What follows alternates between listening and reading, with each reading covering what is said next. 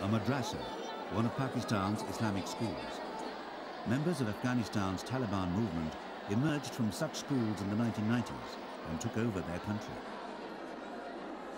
The madrassas are linked to Pakistan's influential religious parties like Jammiat-e-Ulema Islam, which isn't strongly represented in parliament but has popular support. The strength of the parties is a constant threat to Pakistan's unity. But when it comes to terrorism, the Jammiat-e-Ulema Islam's views mirror the government's. The Taliban should hand Osama bin Laden over to a third country if there's any proof provided by America that he is a terrorist. अगर America सबूत फराहम कर देता है तो उसमें वो मुजरिम साबित होता है तो उसे हवाले कर देना चाहिए। बेहतर ये होगा कि किसी ऐसी कंट्री के हवाले किया जाए कि जिस पे मुसलमानों के जज्बात मुश्तइल न हो। Pakistan is the front line in Washington's war against terrorism. While the government, as the only diplomatic contact with the Taliban, is doing what it can to help, many of the people hate the United States.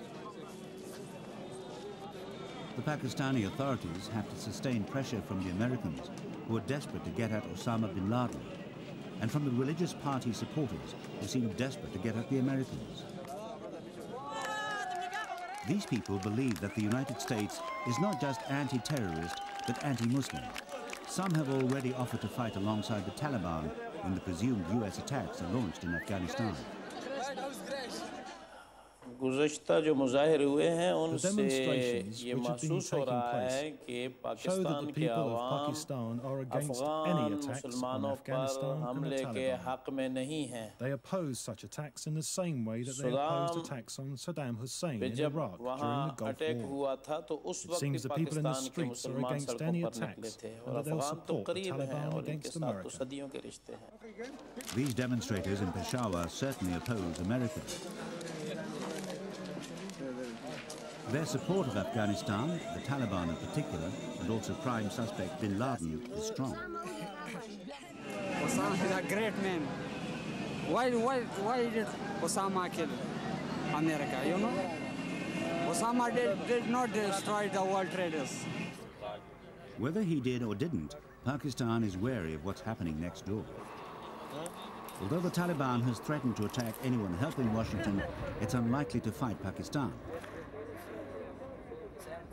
The real threat to Pakistan comes from within, through social unrest fomented by its religious parties and through the sheer pressure of Afghan refugees in the country. Border controls to keep out more Afghans have recently been tightened.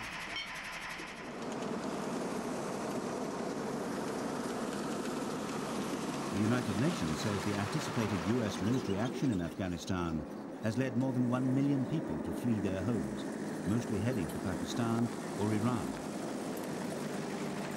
It's made the world's worst refugee problem even worse.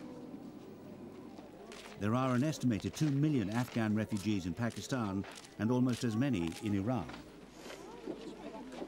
Afghanistan is one of the world's poorest countries, and refugees have fled from hunger and drought, as well as the Taliban's strict rule of the past 5 years. But they've most consistently fled fighting. Soviet military intervention gave way to a civil war in which the Taliban's opponents are now making the most of US interest in their activities. There are now more Afghans in Peshawar than there are Pakistanis. United Nations organizations have been involved for many years in refugee welfare and have been looking with Pakistani help at potential sites to cater for the expected influx. The UNHCR and other groups don't just help by providing camps. They help Afghans help themselves. The Syed Jamaluddin Afghani Welfare Organization in Peshawar trains hundreds of men in metalwork, shoemaking and carpentry. Life would be even more difficult without the skills learned here. Some trainees are teenagers, but many are former guerrillas, disabled when fighting the Taliban. Now they're keen to work. Afghan people are not a type that to be sitting idle, so those are very active while these refugees are here in Pakistan. All of them are doing the work. They have trade, they have everything, and Pakistan government allowed them to do business. I hope a time comes that these people go back in their own country and do business. And really everybody is fun to go back to their country. Many refugees do speak of going back to their country, especially if the Taliban were no longer in power. But removing it is not on the agenda of Washington's global coalition against terrorism. Even if the Taliban do go, Afghanistan's history indicates that when there are no foreign aggressors to fight, the Afghans will fight among themselves. Any violence there could influence events in Pakistan, particularly as the USA is seen as the next foreign aggressor. Mohammed Sharif fought against the Taliban before losing a leg in a landmine blast 3 years ago and moving to Pakistan. He's anti-Taliban, but also doesn't want US involvement. I don't want to see the United States attacking Kabul and other cities in Afghanistan. A lot of innocent civilians would be killed. I'm against the Taliban, but I don't want to see Americans attacking Afghans and other Muslims.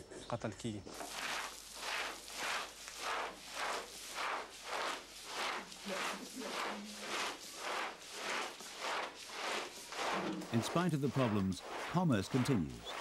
These Afghans clean and trim carpets made in Afghanistan, some of which will be exported to the West.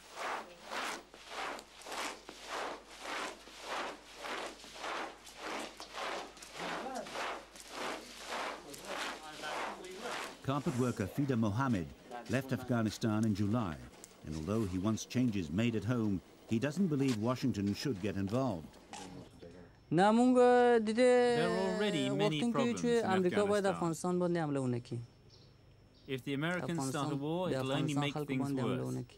Everyone in Afghanistan will be affected by a war, not only the Taliban. The Americans don't want war, but might get one.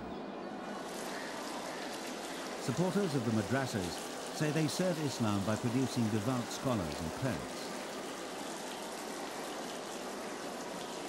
Critics say isolation and indoctrination can produce fanatics like the Taliban.